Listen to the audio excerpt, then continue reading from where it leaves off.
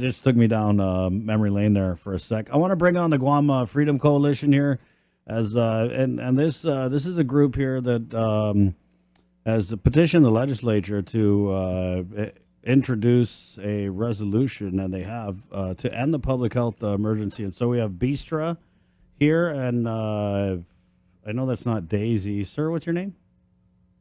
G, short for Gennady. Okay, Gene. And then we also have Liz Forbes of the Guam Freedom Coalition. Thanks for joining us this morning. Hi, good morning. Good morning. Yeah. So I guess we'll just get right into it. So in the governor's message there, she talked about carefully exiting the pandemic. And I know you guys had sent out a press release yesterday continuing to call for an end to this public health emergency, and for senators to support Minority Leader Chris Duenas' resolution 291-36. So I guess just in a nutshell, we'll just start right there. Please tell our audience why you feel the public health emergency must end now. If I may, when we define what a public health emergency is something that is sudden and there are unforeseen circumstances, but we're in our third year. So we believe that the emergency no longer exists due to the high vaccination rate in Guam, as well as the available treatments, the monoclonal antibodies. Nothing really gives any reason for that public health emergency. So we just want to continue life, and we want to make sure that everyone can recover without the restrictions. Guam has one of the highest vaccination rates in the world. So I believe personally that this is a very, very good reason for people to stop being fearful. I'm looking at your press release here, Bistra, and there's a part here where you talk about extensions of the public health emergency, and you say, to anyone that cares to look past the smoke and mirrors, it's now abundantly clear that the extensions of this public health emergency are driven by political and financial gains, much to the detriment of the hardworking and industrious people of Guam who have lost jobs, homes, sanity, loved ones, and hope. The recent introduction of Resolution 291-36, authored by Senator Chris Duenas and co-signed by Senators Moylan, Blas, Tydegui, Brown, and Atta, is a long-anticipated and welcome move towards regaining some semblance of normalcy on our island. And we would like to thank them for standing with and for their constituents. The Guam Freedom Coalition continues to reach out to the Democratic senators who have made themselves available to engage in meaningful dialogue in the hope that we can share the abundance of published scientific data overwhelmingly pointing to the SARS-CoV-2 now being an endemic. While we were disappointed that some senators have chosen to put their personal agendas over and above the well-being of the people they purport to represent, we continue to try. We've been steadfast in calling on them to provide us with data-driven evidence as to why they choose to keep the people of Guam under an unscientific and arbitrary public health emergency. So that release was sent when, last night? Yes. Last night at 5 p.m. So I guess how would you counter the governor's statement that we need to exit this pandemic slowly and carefully? Yes. Not all at once now. That's what I'm saying. That was a pretty easy question, guys. I mean.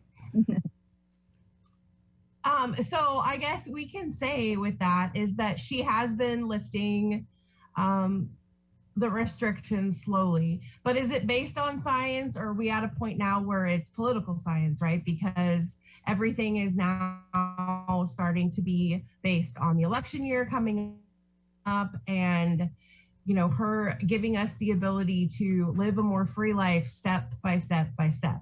But science has proven that the masks don't work. People are outdoors trying to enjoy themselves and are still being masked because they're scared that being outside in the open air is going to get them sick. And so we're still stuck in this fear. And I feel like she just keeps pushing the fear part, saying, oh, well, we have to slowly do this, and we have to, give our island time to adjust to being able to meet in groups of 100 and now 250. And that's not science. That's political science. So is it scientific when you say that people who wear masks are scared? There is a No, there it's is a proof in the great majority pudding. of people. So you can scientifically say that because I wear a mask in certain settings that I'm a scaredy cat? No, No, that I'm is not not the saying case. you specifically. Oh, Sorry, Vista. We've had Possible. conversations with people where we've actually been outside. The wind is blowing, having conversations, and people are masked while they're talking to us. And we ask them, why you're outside? Why do you have a mask on? We're 6 feet apart. Why do you have a mask on? Because the breeze that's blowing through contains the virus, and they're scared that they're gonna get sick being outside with the breeze. I'm not saying everybody, but why would you wear a mask when you're outside running by yourself? but what I don't understand here, and I mean, I can see where you guys are coming from, but I think this is where you kind of cross the line is when you start making a determination about what other people want to do, because you guys are saying that you want to be free. You want to be free of these, restrictions. And you're saying that because you want to be free, but at the same time, I feel like you're impeding on other people's right to wear a mask just because they want to. So, I mean, I got no problem with you guys not wanting to wear a mask, but where I have a problem with is when you start judging people who do. Like me, I like to wear a mask in certain settings, but I'm not a scaredy cat. I'm just considerate of, what could happen. I mean, I stay with my elderly mother. I got young kids, and I'm not necessarily walking around like, oh my God, I'm so scared I'm going to die of COVID. And that's where I have a problem with you guys kind of stereotyping anybody who wants to follow any of these protocols, because again, I feel like a lot of these arguments that are copy pasted from maybe like the stateside movements, they don't take into consideration that we live in a very small, tight knit community where our healthcare facilities are, I mean, they're basically at any given moment on the danger of falling over and not being able to support us. So I think our motivation is a little different here on Guam. I don't think it's that we're scared. I think it's that we all know each other. Those of us who have grown here and lived here, we have family members. We all know somebody who died of the virus. So I'm not necessarily all in on thinking that everybody who wears the masks is afraid. That's all. And I'm not saying that everyone that's wearing a mask is afraid. I'm just saying that fear has a very strong hold on some people. And I am specifically speaking to conversations that I have had with people out in the community who are choosing to wear a mask. And when I ask them why they're wearing a mask, they tell me because they're scared that the COVID is in the air and that they're going to get sick. So if I may, Chris, you're absolutely right. There has to be a choice. And the latest guidance that has come out from the CDC was that not everyone should be wearing a mask, number one, and it should be a choice. And that kind of caught momentum. But if I may, just to remind you how this whole pandemic was handled in the beginning, like the very first month. Just to kind of like give you a little bit of background and comparison where we were in the beginning and where we are at right now, and kind of see if the science changed, and because the scientific reasons why every state has been under some kind of restriction came from somewhere, correct? If I may. So I'm going to read you something and we're going to play the game. Can you guess who said those words?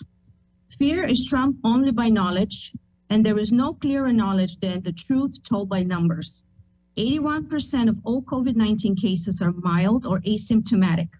14% of these cases are moderate, and just 5% of these cases are considered critical.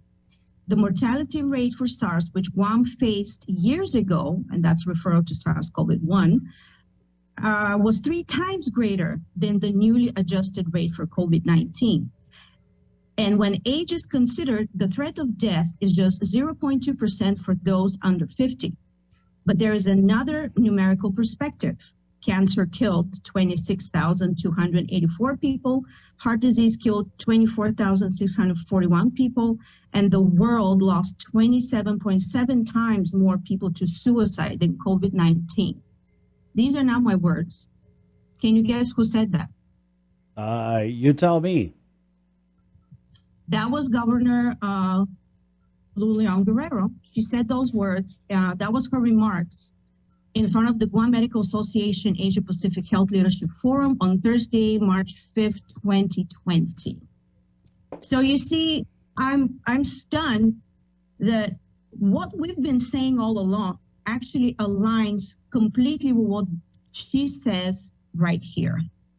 That not everything is as gloomy and gloomy as the media has picked it up, and political figures have picked up this momentum of bringing more fear to society by basically reading statistics in a light where it brings fear, instead of being a bit more in the middle where we just present what's happening.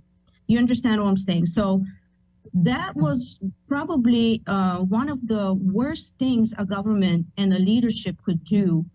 In essence, bringing that grasp of we don't know what's going on. Yes, the people have been studying immunology and virology for many, many years. The vaccinologists already knew what the vaccines could do. So that there was so much unspoken regarding COVID. And that sparked not only fear, but with the unjustified mandates that followed, there was a lot of anger in the society. Remember when we were restricted, we couldn't move, we couldn't freely meet, and we were just wondering why. And it's just amazing that in 2020, when we didn't have any treatments or vaccines, less people died on Guam specifically. And then in 2021, when we had available vaccination for everyone pretty much, gradually, but yet we did have a very, very high vaccination rate. By July 29, we were at 80%. More people died in 2021. Doesn't that kind of spark a little bit of a red light and make one wonder why things are happening this way, and why that there are so many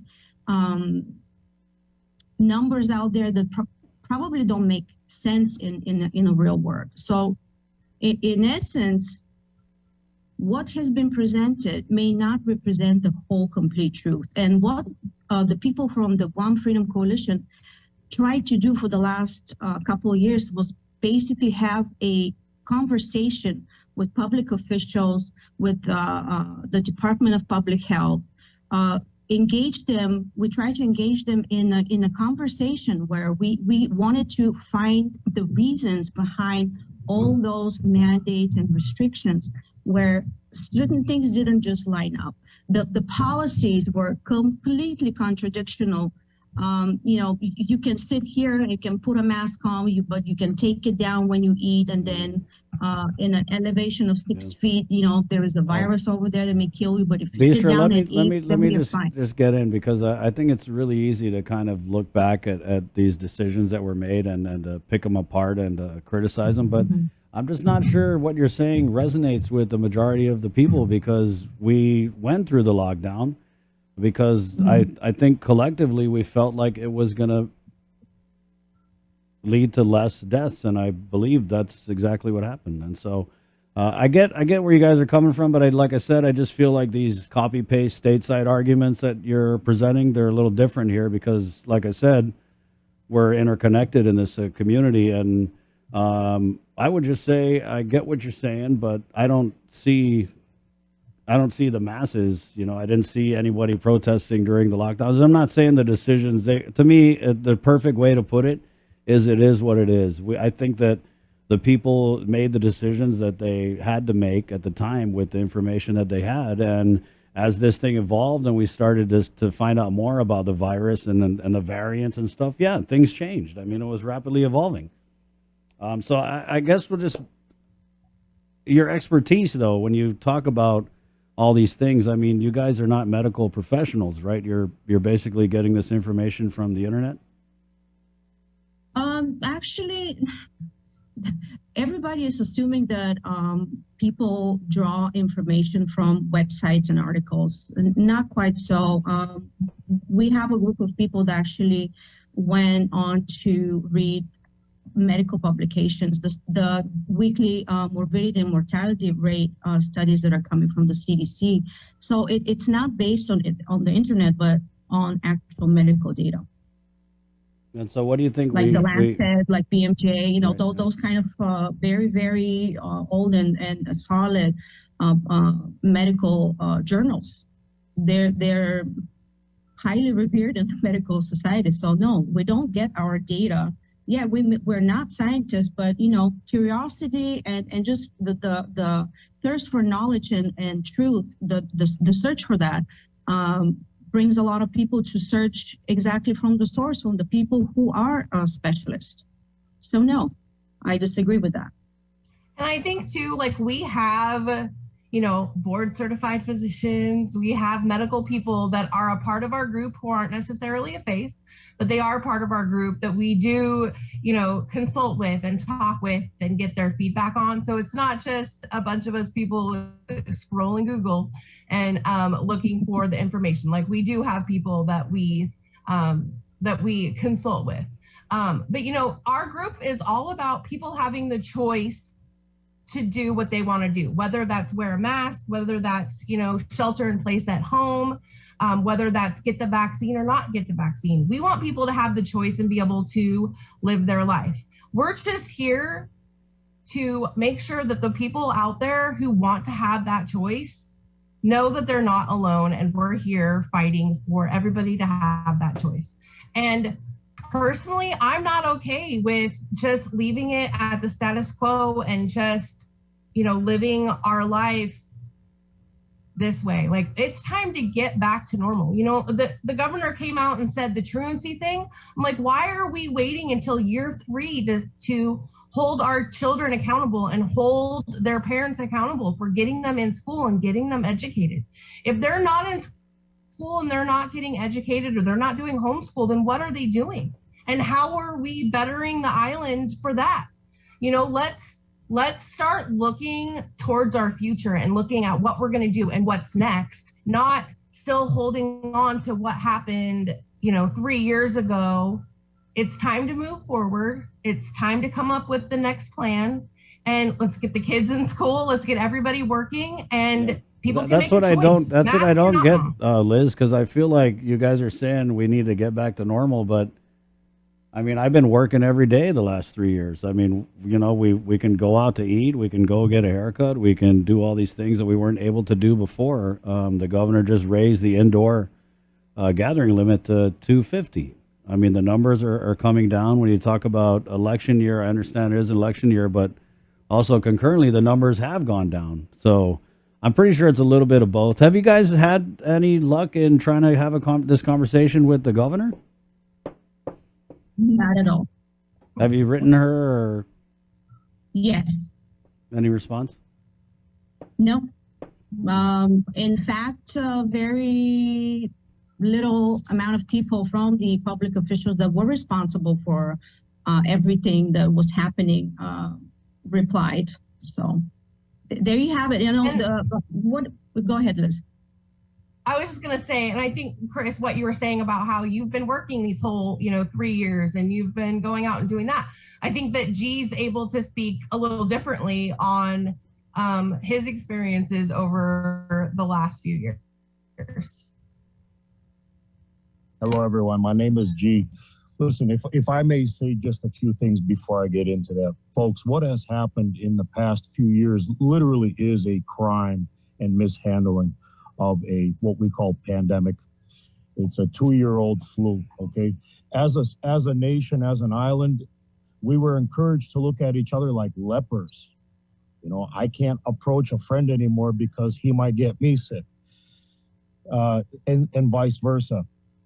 That is not how humans lived before. If somebody's in need, if somebody's hurt, we run to them, we hug them, we kiss them, we cry with them, we share with them, we we do a lot of things to show each other support, but to encourage people to look at each other like lepers is really a crime. It's unhuman. It's not who we are by nature. Okay, so it was completely mishandled, and we were encouraged to live in fear. Mr. Chris, I appreciate your comment earlier, and I hope nobody comes out of this saying that we are wanting to come out with our own, say, mandates or rules regarding wearing masks. And if you choose to get the vaccine, then that's your choice. So again, we are Freedom Coalition, where you are allowed, and you should be allowed, to make choices based on your personal, religious, and medical, beliefs or rights. Okay, so what happened in the last few years, all of that was violated in the name of safety. Now, Ben Franklin said, if you are willing to give up, right? If you're willing to give up a little bit of safety, or a little bit, if you're willing to give up freedoms and liberties for temporary safety and security, then you deserve neither. So anyways, I am standing on the fact that we completely mishandled it, and what happened was a crime. And what we were told to do, we have a governor that dictated us through a bunch of mandates as to how to protect us. So I never expected. So a little background of me: born in communist Russia, escaped it, decades ago, and so I have never, in over 30 years that I lived in the States as a little boy, witnessed or experienced workplace shaming, coercion, workplace harassment. I never thought I would see that in my days. It happened here on Guam, where you got guys standing in front, construction safety officers, project managers, making comments like, if you're not vaccinated, you shouldn't even be coming to work, as if they are doctors, as if they are medical professionals. My project manager is a 400-pound man, and he was giving people medical advice. Mr. Chris, are we kidding ourselves? We have people on the radio, on TV, politicians giving everybody medical advice. Out of nowhere, we all became medical professionals. So I don't want to be one of those that's going to give people medical advice. I'm saying you should have a medical choice. So if you have a medical reason why you can't, and I know enough people that have had negative reactions to vaccine 1, so they couldn't get the second one. But because they weren't fully vaccinated, now they can't keep their job, or they have to run, get their nose swabbed weekly. You know what I mean? But they don't. Those protocols are no longer. And guys, I'm way over my time, and I got some people coming on to talk about diabetes, which is also another pandemic that we're facing here. But I really would like to find out more about some of it's crazy talk, honest, but I would like to bring you guys back on another time to kind of, maybe this warrants a much longer discussion, and I'd be very happy to have it with you guys. Because I feel like I'm kind of in the middle. I'm not, a scaredy cat, like you said. I'm really kind of in the middle, and I think the type of message that you guys have, I think it's a little inconsiderate of the circumstances that we have here on Guam. And I think when you say, Mr. G, that you never experienced anything in the world at a workplace here, it happened all over the country, everywhere. I mean, in other countries, they did the same protocols because that's what people thought would work. But I got to go, guys. Bistra, thank you. Liz, thank you very much. Let's get you back on here. It'll be fun. Thank you, Chris. We appreciate your time. Okay. Thank you, Esther. 7:44. We're going to take a break, and then we're coming back with, there's a mobile